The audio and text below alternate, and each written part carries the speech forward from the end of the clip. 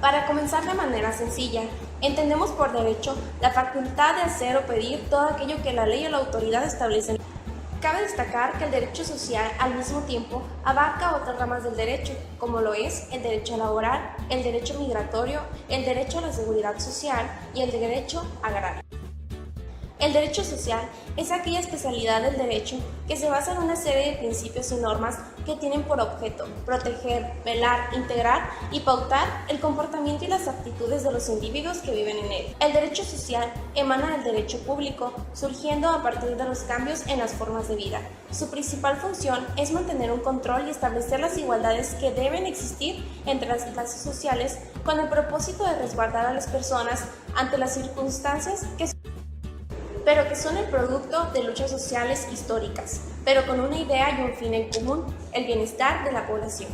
Por ello, es importante que conozcamos lo que piensa la sociedad sobre todos estos acontecimientos sociales que han ocurrido. Bueno, pues déjenme les doy mi opinión acerca de este tema tan sonado en la política actual, que es la corrupción. La corrupción, pues creo que desafortunadamente nuestro país se caracteriza pues, con el resto de los países tener ese antivalor que pues es parte desafortunadamente y desgraciadamente de los funcionarios, de las personas o servidores públicos, ¿verdad? Que se supone deben de evitar a toda costa esto que es la corrupción. En nuestro país se debe a la cultura y a la educación que hemos recibido en nuestros hogares. Si nosotros no tenemos bien cimentados esos valores, nosotros vamos a estar acostumbrados a vivir en un país corrupto y vamos a querer corromper a las personas para llegar a obtener nuestros objetivos. Yo creo que el otorgo al primer voto hacia la mujer es muy importante para la sociedad mexicana, puesto que dentro de un mundo o dentro de un país igualitario es importante conocer la opinión de todos los seres que conformamos la ciudadanía. Estoy a favor, me parece muy bien que la mujer se integre a todo y solamente pues que no se tomen atribuciones de más, ¿no? Estamos a la par del hombre y la mujer, pero de repente la mujer ahí se toma más sus derechos, más en serio sus derechos y quiere agarrar provecho de todo eso. Pero estoy a favor y qué bueno que se incluyan a las mujeres en las cosas. Para finalizar, quiero darle gracias a todos mis compañeros y profesores que asistieron y que me están apoyando en este momento. Muchas gracias.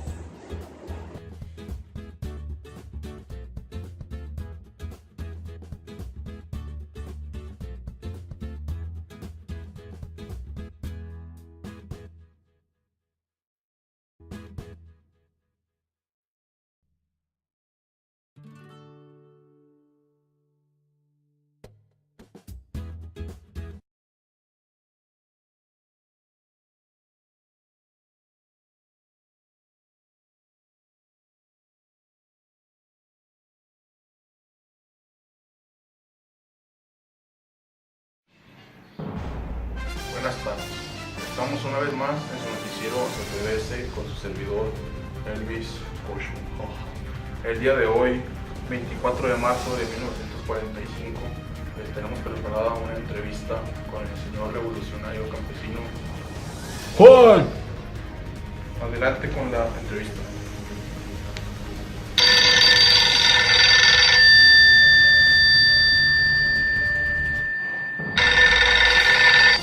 Sí, bueno, oiga.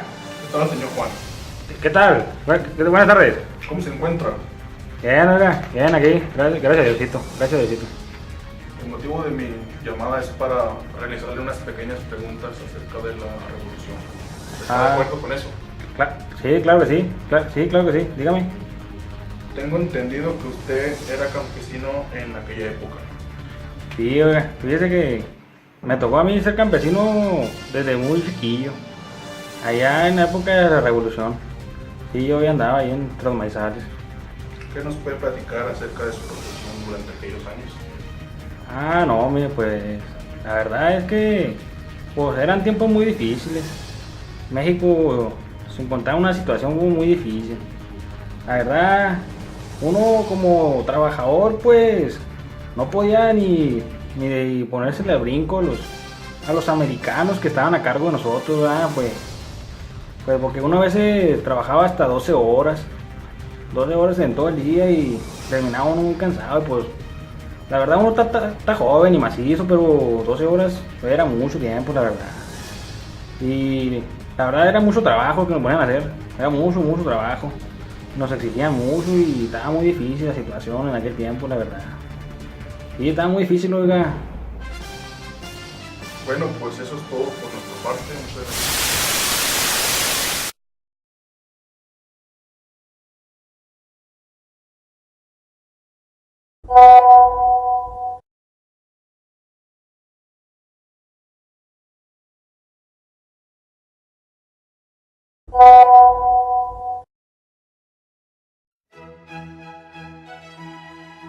Buenas tardes, estamos hoy aquí con el profesor Armando Hoyos, quien nos hablará un poco sobre el derecho y la justicia social. Muy buenas tardes, profesor. Buenas tardes. Bueno, profesor, adelante. Gracias. Primeramente, el derecho proviene del latín directum, que significa lo que está conforme a la regla, de Norma, no de Andrés. El derecho constituye el orden normativo e institucional que regula la conducta del hombre en sociedad. Su fuente puede situarse en tres: las reales, que vienen a establecer lo que es el contenido de una ley en cuestión; las históricas, son aquellos documentos antiguos que se emplean para referirse al contenido de la ley; y por último, las formales. ¿Las que usan traje y corbata? No. Las fuentes formales son todas aquellas acciones realizadas por distintos entes para crear lo que es la ley. ¿Y sobre la justicia social, profesor? ¿Qué nos puede decir? Cállese, no me interrumpa.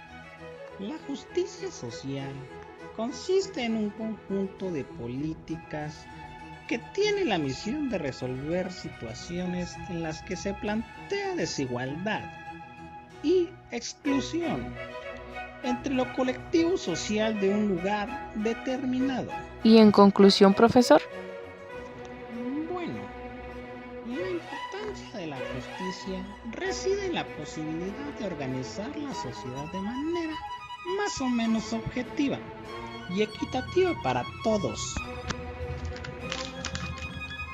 El derecho es un elemento puramente social que el ser humano creó desde el mismo momento en que se organizó en comunidades o sociedades, y es para esto que la importancia del derecho es vital si buscamos comprender el funcionamiento de una sociedad.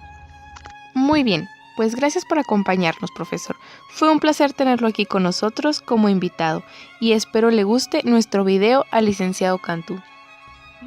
Cállese, no sea barbera.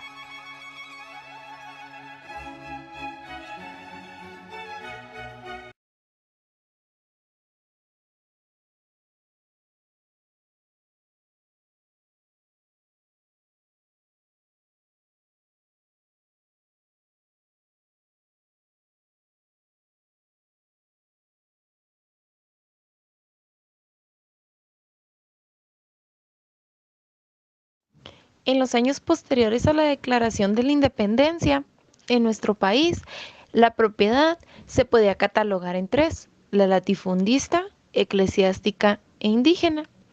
La propiedad latifundista derivaba principalmente del coloniaje español, quien estaba conformado por los conquistadores y sus descendientes. La propiedad eclesiástica, esta no se detuvo su crecimiento y el clero cuidó siempre que no se le afectara. A estas tierras se le conocían como improductivas, ya que pocas veces se le cultivaba y casi no pagaban impuestos. La propiedad indígena ya casi no existía, pues estas fueron apropiadas por los colonizadores y el clero Al consumarse la independencia de México, existieron varias zonas geográficas del país con enormes extensiones de territorio sin habitantes. El presidente Ignacio Comonfort expidió la Ley de Desamortización o la Ley Lerdo. El principal objeto de esta ley era que el clero vendiera voluntariamente sus propiedades. Sin embargo, esto no pudo suceder. Otro de los decretos más relevantes fue el emitido por Venustiano Carranza, que se trataba de restablecer el patrimonio territorial de los pueblos despojados, declarar nulas las enajenaciones de tierras, aguas y montes pertenecientes a los pueblos, hechas por los jefes políticos. Otro de los aspectos importantes fue la dotación de tierras, que fue la acción instaurada en la legislación agraria para dar a los núcleos de población las tierras suficientes para construir ejidos, siempre y cuando lo hubieran solicitado o no hubieran logrado la restitución de las mismas. Esa ley estableció que la restitución de tierras procedía solo si la posesión la habían disfrutado los pueblos en comunidad antes del 25 de junio de 1856. En esa época los órganos ejidales se conformaban de la asamblea, que esta era la máxima autoridad interna de los núcleos de población ejidal. Dentro de esta se encontraba el comisariado, que era el órgano encargado de la ejecución de los acuerdos de la asamblea, así como de la representación y gestión administrativa del ejido. El comisariado también tenía como funciones representar al núcleo de la población ejidal y administrar los bienes comunes. El Consejo de Vigilancia estaba constituido por un presidente, 2 secretarios y sus respectivos suplentes, y operaban conforme a sus facultades y de acuerdo al reglamento interno.